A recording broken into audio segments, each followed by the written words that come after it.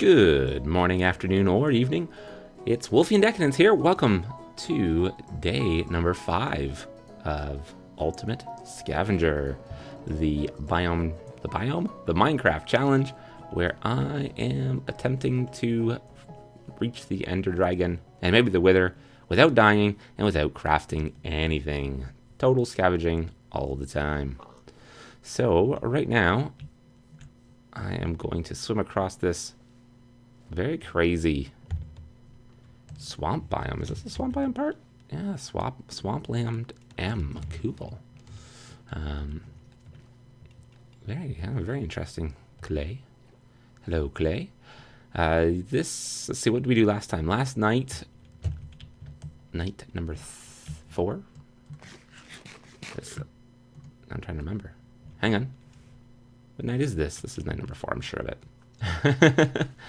Or last night was night number 4, because this is day number 5. I'm sure it's day number 5. We talked about making pasta, and yeah, it wasn't much else. We braved the night a little bit. Went well. Killed one whole zombie. Got some zombie flesh. Wasn't the most productive use of our time. But obviously I'm not used to not having things like tools. Tools are good.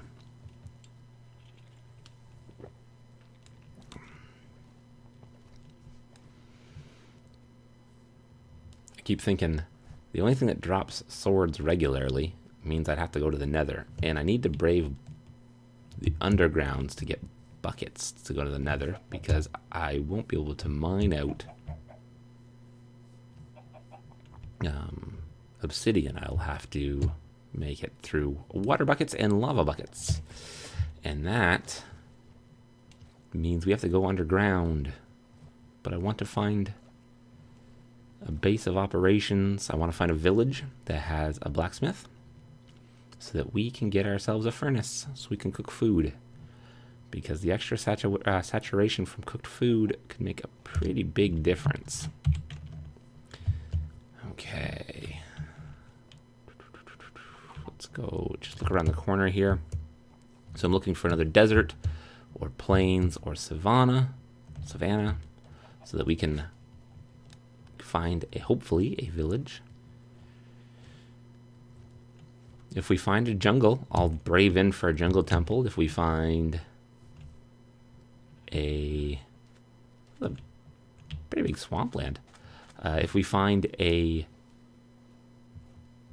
desert, then I wouldn't say no to a desert temple either, for that matter. Other than, I don't know, gold, I guess. Does anything trade for gold? Oh, look at there. Mesa could lead into a desert, so let's head that way. I have a feeling I'm going to be doing a lot of traveling in this one. This save is going to take up a bunch of space. Speaking of saves, that's what I can talk about.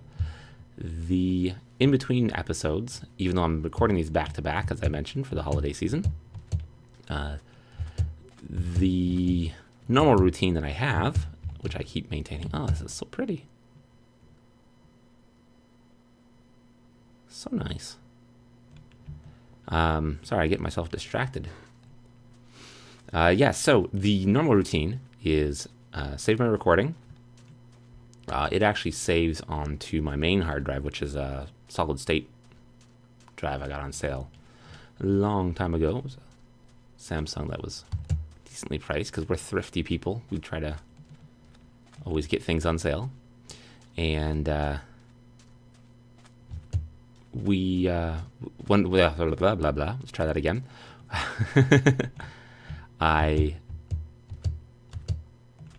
It's just so nice. Yeah, so the main drive I use for running everything off of is solid state, and it saves my videos first there in their raw form, and I leave those there until I have basically I start editing them, and then I back them up to a secondary drive, which is just a normal old magnetic drive, nothing fancy. Oh, this is the Bryce. No wonder it's so beautiful. I don't think I've ever ran into one of these before. very, very tall. I wonder what those, oh, that must be the mesas that have the trees on top. So let's head this way. We'll skirt the edge. What I also do between videos, other than make sure my video is saved, is I make a copy of this world. I have my main copies, again, are saved to the main drive, my solid state, and I save my saves to another drive, just in case. And I do backups after every recording. And so when I do back-to-back, that's what I do. I save, I go do my back-to-back, and I always love when the water does this crazy cutoff. It's so cool. Silly, very silly, but cool.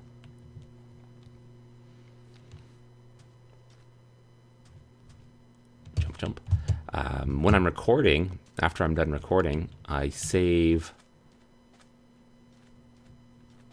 the finished product onto my desktop. I usually keep my desktop pretty clean, but I save those to my desktop to remind me to upload those ones to YouTube. And normally I only have, I don't know, 1 to 3 to upload at a time. Kind of build them up, and I put them all up at one time. Not always. Sometimes I only have one at a time. It varies. And then the raw data goes again into a secondary drive. I do a copy of the finished ones to a secondary drive. And I even, for some unknown reason, the actual project, because I use OpenShot, and it saves as an OpenShot project file, special file. I even save those for some reason, and I don't know why I do that, because that's probably pointless, but they're not very big. I do notice, though, that I am starting to run out of space on my secondary drive, which is not too big a deal. I do have an external hard drive. I can start backing up the seasons I've finished and stuff. I should back up onto that and just take them off that hard drive, which I'll probably end up doing. It's yeah, I don't want to get rid of the original for some reason, and I don't want to get rid of the edited, even though it's on YouTube and you can re-download it from YouTube. So I don't know why I hang on to them, but I do. I guess I'm just paranoid that something's going to happen, or YouTube's going to have an error and lose some stuff. It's pretty unlikely, but I don't see me risking it. At least not at this time. And I don't have any easy cloud storage option. I guess YouTube's my cloud storage option. I guess that's effectively what it is. Bunk, bunk. So much jumping. I just realized where did I lose a half a heart? I wasn't even paying attention. Oh, I shouldn't have ate that much. I think I could have stopped one early. That was a waste of a pork chop. Did I run into a cactus or something? Oh, no. Not more ocean. Okay, let's skirt the ocean heading north. North seems like a good direction to go. How are we doing for time?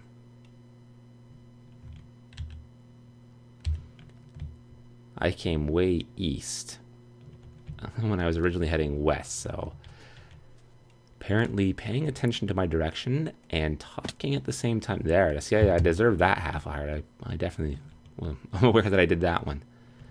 Alright, that's no problem, though. I don't mind having come way east, even though originally I was heading west. We'll just head along the coast and see what we can find. Hopefully a biome that villages spawn in.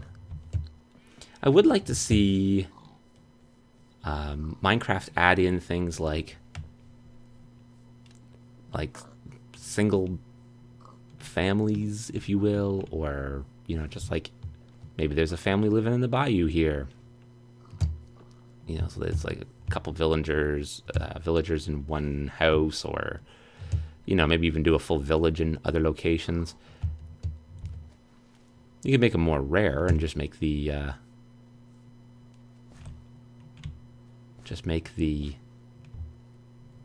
three that they're standard in. That's where they're most likely to spawn, but I'd like to see them in more locations. You know, like a cleared off area in the forests where it populates, or the foothills and the mountains and things like that. I don't think too many people build huge villages up on the very, very mountaintops, but obviously there's not a lot of land on top of these these mountaintops, the tall peaks for Minecraft to put villages, but even a hut, some crazy old man up there or something. Looks like we were winding up this day pretty fast, and I've got no shelter planned. Well, I don't think I'm going to do a shelter this night coming up. I think I'm going to brave the night like we did at the very end of last night. As risky as that is, it keeps things interesting. Ooh, okay. We'll stand up here first, and then that's when we'll do it. Look around and see what we can see. Okay. So thank you very much for joining me today, and I hope you have a fantastic day. Goodbye.